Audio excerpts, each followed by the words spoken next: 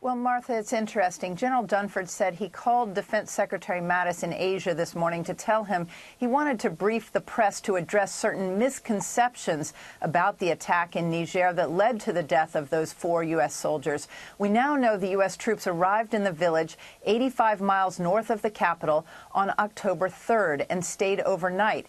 It's not clear if that was part of the original plan. The attack occurred mid-morning the next day. Sergeant LaDavid Johnson's body would not be found for a full 2 days. 50 heavily armed fighters attacked the convoy after they left the village and were on their way back to the base.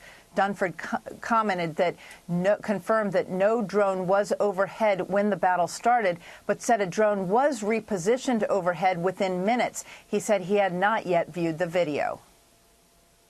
Who found Sergeant Johnson's body? The body was reported by Nigerian forces to U.S. forces. General Dunford, when did you alert the White House there? We notified the White House as soon as we had a soldier that was missing. It was probably around 9 or 9:30 Washington, D.C. time, the night of the 4th.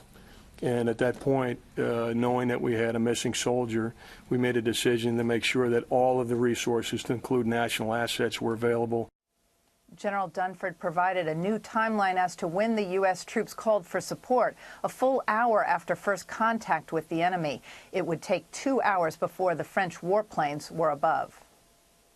When they requested support, it took the French aircraft. The French were ready to go in 30 minutes, and then it took them approximately 30 minutes to get on the scene. It's important to note that when they didn't ask for support for that first hour, my judgment would be that unit thought they could handle the situation without additional support.